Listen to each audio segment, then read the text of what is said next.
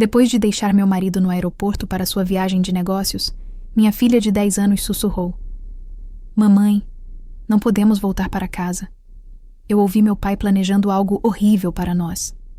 30 minutos depois, eu congelei completamente quando vi nossa casa rodeada por homens estranhos e ameaçadores. Eu estava casada há 12 anos.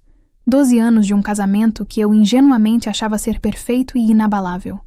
Meu marido, Ricardo, sempre foi atencioso, extremamente carinhoso, o pai ideal para a nossa filha.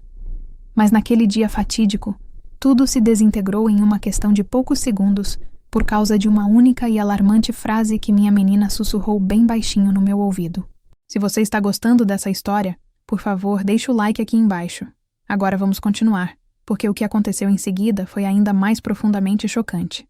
Tudo começou numa terça-feira muito fria de manhã. Meu marido, Ricardo, tinha uma viagem de negócios de suma importância. Ele ficaria fora da cidade por longos 5 dias.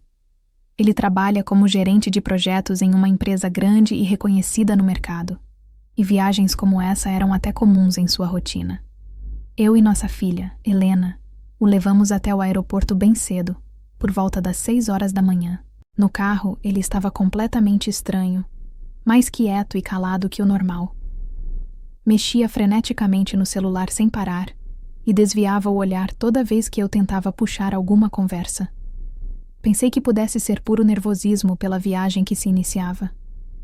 Ele me deu um beijo rápido e frio antes de sair do carro, abraçou nossa filha e entrou correndo, apressadamente no terminal. No caminho de volta, Helena estava muito quieta no banco de trás.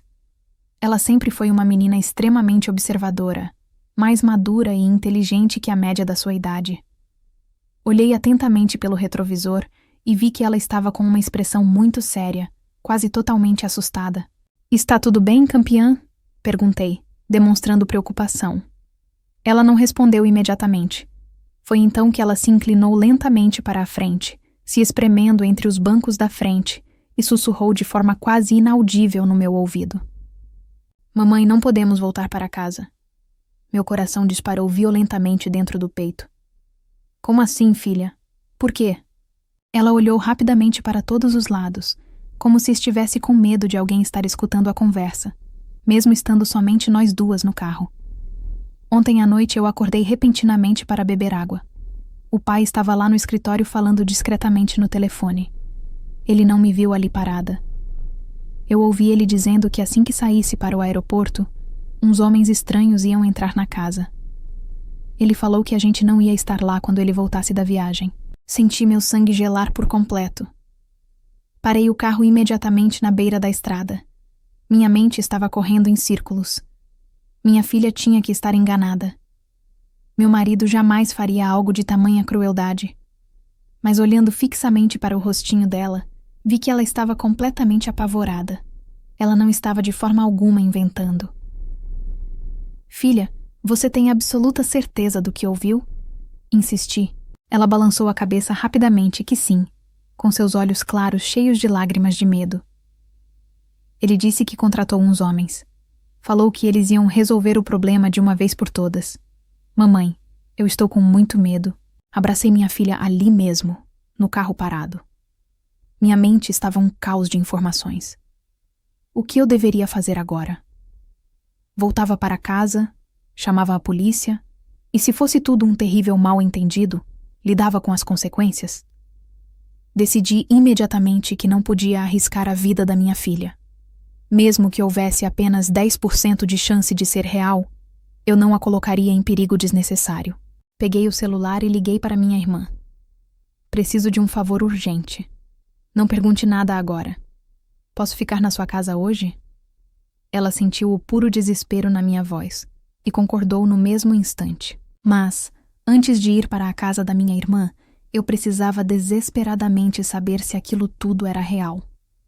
Dei a volta no carro e voltei na direção do nosso bairro, mas parei 2 ruas antes do nosso endereço. Estacionei o carro em um lugar totalmente discreto. "Filha, quero que você fique aqui, portas trancadas. Vou só dar uma olhada rápida de longe, ok?" Caminhei rapidamente até a esquina de onde era possível ver nossa casa. Eram quase 8 horas da manhã. O que eu vi me fez tremer incontrolavelmente dos pés à cabeça. Tinha uma van preta escura estacionada bem em frente à minha casa. 2 homens grandes, vestindo roupas escuras e sisudas, estavam parados na calçada, olhando cautelosamente para todos os lados. Minha filha estava totalmente certa. Meu marido realmente tinha planejado algo muito ruim. Mas por quê? O que eu tinha feito de errado? Éramos felizes? Ou pelo menos eu realmente achava que éramos. Voltei correndo em disparada para o carro. Entrei e abracei minha filha com toda a minha força. Você salvou nossas vidas, campeã. Você foi extremamente corajosa. Ela começou a chorar, soluçando no meu ombro. Fomos direto para a casa da minha irmã. No caminho, liguei imediatamente para meu melhor amigo, que por sorte é advogado. Contei a ele, em pormenores, tudo o que havia acontecido. Ele ficou em estado de choque. Cara, você precisa urgentemente registrar isso. Mas primeiro precisa de provas concretas. Só a palavra da sua filha pode não ser o suficiente, infelizmente. Ele pode alegar que ela inventou tudo ou entendeu completamente errado o contexto. Ele tinha absoluta razão. Eu precisava de provas inegáveis. Mas como conseguir? Então me lembrei de algo crucial. Tínhamos câmeras de segurança instaladas em casa, e elas ficavam gravando o tempo todo direto na nuvem. Peguei meu notebook e acessei o sistema de segurança. Minha mão suava e tremia enquanto eu digitava a senha. O que diabos eu ia encontrar ali? Voltei à gravação para as 7h30 da manhã, logo depois que saímos para o aeroporto. Por uns 15 minutos, nada significativo aconteceu. Então, pontualmente às 7h45, a van preta apareceu e parou. 3 homens desceram do veículo. Um deles tinha uma pasta escura na mão. Eles olharam ao redor e foram direto para a porta da frente. Um deles tirou alguma coisa do bolso. Parecia muito com uma chave. Meu Deus! Eles tinham uma cópia da chave da minha casa. Entraram sem qualquer esforço, como se fossem os donos legítimos do lugar. Fiquei ali paralisada, observando aqueles homens andando pela minha sala. Eles imediatamente começaram a procurar algo específico. Abriam gavetas, armários, revistavam minuciosamente tudo o que encontravam. Depois de mais ou menos meia hora dentro da casa, eles saíram. Mas antes de irem embora de vez, um deles atendeu o celular bem em frente à câmera da varanda. Aumentei o volume do áudio ao máximo. Não tem ninguém aqui. Eles sumiram. Liga pra ele e avisa. Senti um frio cortante na espinha. Liga pra ele. Meu marido. A primeira micro-história tinha se fechado de maneira brutal. Agora, eu tinha a certeza absoluta. Meu marido tinha planejado algo cruel contra mim e minha filha. Mas o que exatamente? Quem eram esses homens perigosos? E o mais importante, por que ele faria isso conosco? Eu precisava urgentemente de mais respostas antes de tomar qualquer atitude final. Fiquei na casa da minha irmã com minha filha. Helena estava abalada, mas se esforçando para ser forte. Expliquei a ela que ficaríamos ali por alguns dias, até que eu pudesse resolver toda aquela situação. Minha irmã me ofereceu todo o apoio incondicional. Ela nem conseguia acreditar no que estava acontecendo. Cara, o Ricardo sempre pareceu tão carinhoso e dedicado à família. É inacreditável. Isso me fez pensar profundamente. Será que eu tinha sido completamente cega por todos esses anos? Comecei a revirar minha memória em busca de quaisquer sinais. Nos últimos 6 meses, ele realmente estava estranho, diferente, mais distante emocionalmente, e saía mais vezes sozinho. Dizia que era excesso de trabalho, reuniões de emergência, eventos da empresa. Eu jamais tinha desconfiado de nada. Então me veio uma ideia genial. Ele sempre deixava as contas bancárias abertas no computador de casa. Eu tinha acesso à nuvem dele.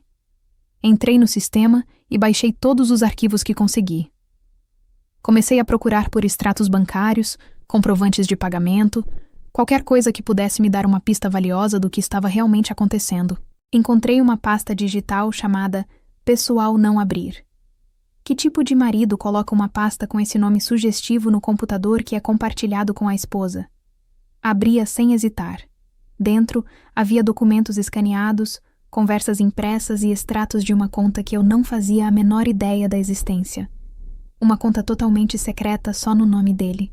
Os extratos mostravam transferências enormes, valores de 5 mil, 10 mil, 15 mil, saindo da conta dele nos últimos meses. No total, eram mais de 120 mil transferidos. Para onde estava indo todo esse dinheiro? Olhei cuidadosamente os comprovantes. As transferências eram direcionadas para uma empresa chamada Soluções Definitivas Ltda. Joguei o nome no Google. Nada. Absolutamente nada. Nem site, nem endereço comercial, nem registro público. Era claramente uma empresa fantasma. Meu coração disparou forte no peito. Soluções definitivas. Que tipo de solução meu marido estava comprando por 120 mil? Continuei procurando nos arquivos. Encontrei prints de conversas de WhatsApp. Ele estava conversando com alguém salvo apenas como R. Li as mensagens uma por uma, e meu mundo emocional desabou por completo. Preciso que seja rápido e muito limpo. Não pode parecer intencional de forma alguma. Minha filha não pode desconfiar de nada. A resposta de R, a amante. Tranquilo, meu amor. Já fiz isso antes, você sabe. Vai parecer um terrível acidente. Em uma semana, você vai estar totalmente livre e a gente pode finalmente ficar juntos. O dinheiro do seguro de vida dela vai dar para a gente começar a nossa nova vida. Eu não conseguia mais respirar. Meu marido não só queria me eliminar, ele tinha uma amante, uma mulher que aparentemente era a responsável por contratar esses homens perigosos. E ele tinha um seguro de vida meu, no valor de $2 milhões que eu nem sequer sabia que existia. Continuei lendo cada mensagem. Quanto mais eu lia, mais doente e enjoada eu ficava. Eles planejavam isso há longos meses. Encontrei mais prints. Ele dizia: já transferi mais 60 mil Halleys hoje. Falta só o último pagamento. Você garantiu que não vai ter como rastrear até nós? A resposta: garantido. Os caras são profissionais. E depois que acontecer o acidente, eu vou estar do outro lado do país com o álibi perfeito. Tinha até fotos explícitas. Ele e uma mulher que eu nunca tinha visto na vida, abraçados, se beijando em restaurantes caros, em hotéis luxuosos. Como eu pude ter sido tão incrivelmente cega? Todas aquelas viagens de trabalho, aquelas reuniões que terminavam tarde da noite. Ele estava construindo uma vida paralela secreta, enquanto, friamente, planejava acabar com a minha. Salvei absolutamente tudo. Cada documento, cada conversa, cada comprovante de pagamento. Mandei tudo imediatamente para meu advogado por e-mail. Ele me ligou apenas 5 minutos depois. Isso é tentativa de homicídio premeditado. Você precisa ir à polícia agora. Não amanhã, não depois. Agora. Sua voz estava alterada pelo choque. A segunda micro-história se fechava com a revelação completa do plano sórdido. Não era apenas sobre me tirar da jogada. Era sobre um plano extremamente elaborado, envolvendo dinheiro, um seguro de vida de 2 milhões e uma amante que estava coordenando toda a execução. Mas ainda faltava uma peça para o quebra-cabeça. Quem era essa tal R? E como eu ia provar tudo isso de forma totalmente definitiva e incontestável? Fui até a delegacia com todas as provas em mãos. O delegado ouviu toda a minha história com a máxima atenção. Mostrei os vídeos de segurança das câmeras, os extratos bancários, as conversas impressas. Ele ficou muito sério. Isso é gravíssimo, muito grave mesmo. Vamos abrir um inquérito imediatamente. Mas preciso que você entenda uma coisa crucial. Até prendermos essas pessoas, você e sua filha correm sério perigo. O delegado me ofereceu proteção policial total, mas eu recusei. Tinha um plano melhor em mente. Meu advogado, então, sugeriu a ideia. E se a gente virasse o jogo? Deixa ele pensar que o plano deu totalmente certo. Quando ele voltar da viagem, a gente arma uma surpresa. O delegado concordou, achando a ideia boa. Pode funcionar. Vamos pegar ele e a comparsa em flagrante delito. Montamos rapidamente uma operação policial. Eu e minha filha iríamos continuar escondidas na casa da minha irmã. Quando meu marido voltasse da viagem, o delegado, polícia e meu advogado estariam esperando-o dentro da nossa casa. A ideia principal era fazer ele confessar todo o crime, achando que tinha conseguido o que queria, gravar a confissão dele e prender todos os envolvidos no esquema. Os 5 dias seguintes Foram os mais longos e angustiantes de toda a minha vida. Meu marido me ligou apenas 3 vezes. Eu não atendi nenhuma delas. Mandei uma mensagem mentindo, dizendo que estava sem bateria e usando o celular da minha irmã. Ele respondeu normalmente, perguntando como estava a filha, dizendo que estava com muitas saudades. Que ator incrível! Finalmente chegou o grande dia, sexta-feira. O voo dele chegava pontualmente às 18 horas. Às 15 horas, eu, meu advogado, o delegado e 2 policiais à paisana já estávamos dentro da minha casa. Instalamos microfones escondidos na sala de estar, câmeras extras de alta resolução. Tudo tinha que ser registrado de forma perfeita. Às 19 horas, ouvimos o barulho inconfundível da chave na fechadura. Ele entrou, largou a mala na sala e olhou discretamente ao redor. Pegou o celular e ligou para alguém. Oi, amor. Cheguei. A casa tá vazia mesmo. Acho que funcionou, disse ele sorrindo. Meu estômago se revirou de nojo. A voz do outro lado no viva voz. Te falei que ia dar certo, meu amor. Agora é só esperar a poeira baixar. Daqui uns dias declaram desaparecimento, depois acidente. E em alguns meses você recebe o seguro. Onde você tá? Tô louca de saudade, disse a voz. Ele riu. Calma, vou tomar um banho e já vou te encontrar. Foi quando eu saí repentinamente de trás do escritório. Ele me viu e o sangue simplesmente sumiu do rosto dele. Ficou branco como papel. Deixou o celular cair no chão. Mariana? Ele não conseguia formar frases coerentes. Atrás de mim, o delegado e os policiais apareceram. Ricardo Mendes, você está preso por tentativa de homicídio premeditado. Ele entrou em choque total. Começou a gritar desesperadamente que era mentira, que ele não tinha feito nada de errado. Mas quando o delegado mostrou que tínhamos gravado a ligação dele naquele exato momento e que tínhamos todas as provas materiais, ele desmoronou completamente. Caiu de joelhos no chão da sala e começou a chorar. Eu sinto muito. Não era para ser assim. Os policiais imediatamente o algemaram. Pegaram o celular dele do chão. A ligação ainda estava ativa na linha. Do outro lado, a tal R estava ouvindo tudo em tempo real. Ricardo, o que está acontecendo aí? O delegado pegou o telefone. Aqui é a polícia.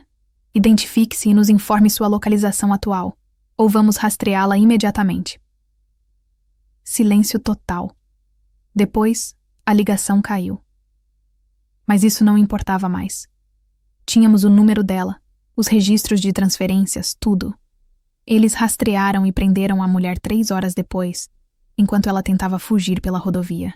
Ela confessou todos os detalhes em troca de uma possível redução de pena. Era uma ex-policial corrupta que vendia esse tipo de serviço de execução.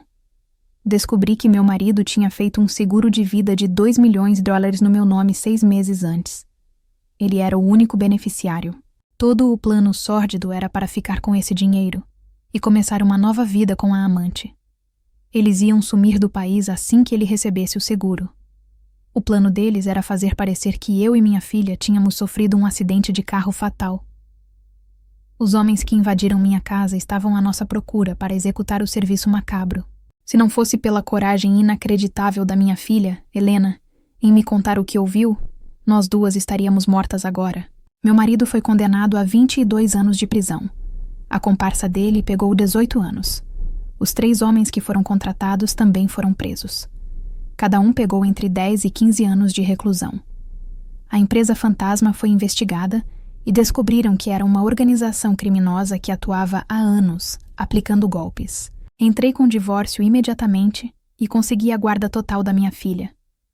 Ele perdeu todos os direitos parentais. O juiz foi muito claro no seu parecer. Um pai que planeja tirar a vida da própria filha não merece nenhum tipo de convivência e nem direitos. Minha menina não quis mais vê-lo. Foi uma decisão dela, e eu respeitei profundamente. Hoje, 3 anos depois, eu e minha filha estamos reconstruindo nossas vidas. Nos mudamos de cidade para começar do zero. Ela faz terapia regularmente e está bem melhor, embora ainda tenha pesadelos às vezes, mas está aprendendo a lidar com eles. Eu também faço terapia. Confiar em alguém novamente é muito difícil depois de algo assim, mas a vida continua, inexoravelmente. Aprendi que às vezes as pessoas que dormem ao nosso lado são as maiores estranhas em nossa vida. Aprendi que um casamento que parece perfeito pode ser apenas uma fachada cruel. Mas principalmente, aprendi que a intuição e a coragem de uma criança podem literalmente salvar vidas. Se eu não tivesse acreditado na minha filha naquele dia sombrio, essa história teria tido um final muito, muito diferente. Se você chegou até aqui, muito obrigada por ouvir minha história. Deixa o like aqui embaixo e se inscreve no canal. Se você gostou do relato, me conta nos comentários de onde está assistindo.